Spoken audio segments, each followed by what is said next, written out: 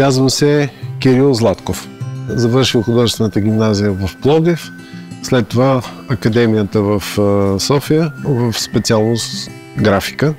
Но съм се занимавал и продължавам да се занимавам с много други различни неща в различни области. Основно в областта на графичния дизайн, типографията, шрифтовия дизайн, живописта, графиката, калиграфията, плакатното изкуство и мисля, че стана твърде много. Но и нека да включим и рекламата. Някакси той си остава празника на буквите. В моето детство това беше деня, в който излизахме всеки с по една буква на гърдите, като първокласници, които сме овладяли азбуката. Това е нещо абсолютно прекрасно. Сигурно сме една държава, една нация, един народ, който се гордее с азбуката, която използва и която от тук, от нашите земи, през 9 век е тръгнала към другите славянски народи. Това е факт, който няма как да бъде преиначен. Освен буквите, ние празнуваме и въобще културата. Кирил е бил от двамата братя по-комуникативния, този, който е говорил повече. И е, разбира се, измислял формално някакви неща, поне така се твърди, свързани с глаголицата. Но аз искам много повече да насоча вниманието ни към Методий. На него дължим това, че когато говорят сърби, хървати и въобще целия славянски свят, ние ги разбираме чудесно, а те нас не толкова добре. Това е защото преводите, които Методий е направил и са влезли като основа в църковно-славянския език, който е много близък до старобългарския език, това е влязло в нашия генотип някак и се пренесло като знание и разбиране за звука на езика, за думите, които и до днес можем да чуем основно в църквите, да разберем за какво се говори в службите на много места. Българския и старобългарския по-точно е бил славянската лингва франка. Така както гръцкия е лингва франката, най-високо циркулиращия и разбираем език на античността. Както днес е английски език. Въпрос с българската кирилица е нещо, което трудно се обяснява с едно изречение, но можем да кажем, че то се е оформило като стандарт, който добива жизненост и се употребява по-широко в художествената практика през втората половина на 50-те години на 20 век. Изключително интересно и нещо, с което определено трябва да се гордеем и да използваме българската форма на кирилицата, така както обичайно днес я наричаме, не просто българска кирилица. Това поставя някои така конфликтни, чувствителни нюанси в определението, затова по-точно е да се каже българска форма. Всъщност стига до Русия през Киевската Рус. Оттам се разпространява така на тази огромна, гигантска безбрежна територия. Всъщност големия принос на преводите на Методий е това, че тя обхваща повечето специфични звуци в славянските езици по много хубав, така можем да го наречем, равно отдалечен начин от другите народи и съответно равно близък до употребата на славянските езици. Тя се е разпространила много бързо, защото е била много удобна и е използвала популярни форми на буквите, идващи от лингва франката на древния свят, гръцкия. Българската форма на кирилицата е красива с ритъма, който буквите създават, заставайки на основната линия на редовете. Разнообразният силует на думите и изреченията. Това се дължи на горните и долни дължини на голяма част от буквите в българската форма на кирилицата. Разбира се, има и някои различия в главните букви, но най-често, когато говорим за азбука, говорим и за четене, говорим за дълъг текст и това как окото ни възприема всички тези особености на писмените знаци. Ето този цялостен ансамбъл изглежда по-красив. От монотонното повтаряне на вертикалните гради в руската форма на кирилицата, за която е важно да се каже, че малките букви следват формата на главните букви, просто с намалена височината на реда. Говорим за малките букви, за редовните букви. Нашето В е различно, защото има горна дължина, т.е. излиза над реда.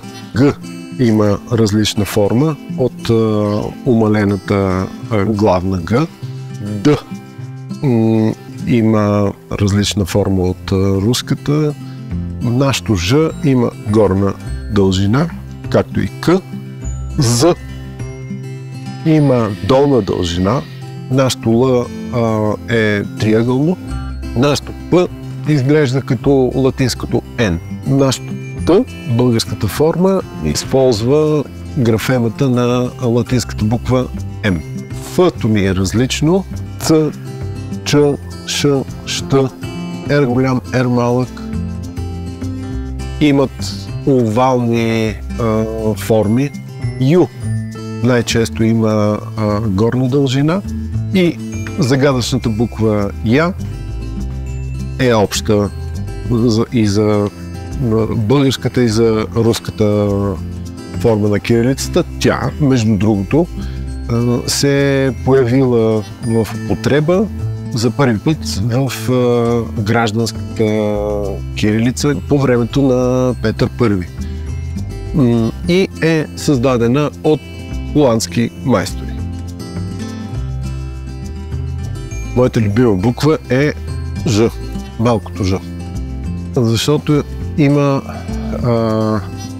много интересна форма, която на пръв поглед е много лесна да се направи, някакси на един дъх, но съвсем не е така. И в някакъв смисъл това е едно К, което гледа хем напред, хем назад, което е и съдбата на нашата азбука.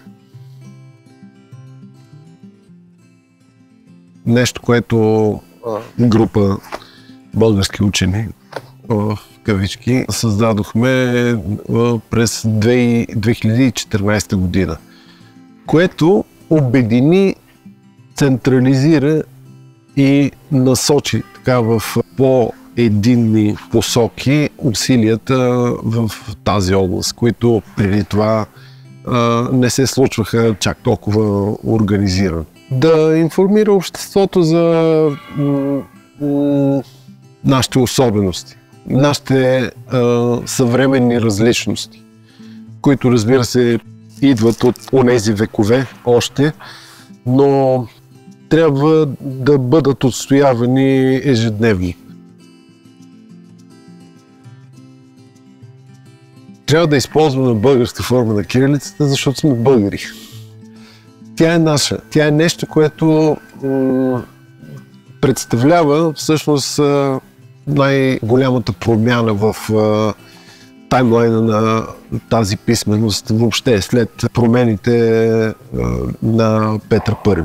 Този красив инструмент, който можем да се изразяваме по-добре, да слагаме още капки в цялостно различно изглеждащата естетически написана дума и въобще написан текст. Защото българската форма на кирилицата изглежда различно. Да си различен в днешно време е много ценно. То е и важно, но е и уважение към това, което е било преди теб. А ние имаме с какво много неща, с които да се гордеем, но нека се гордеем и с българската форма. В съвременните операционни системи, повечето от тях вече имат основен стандарт българските алтернативи на кирилицата.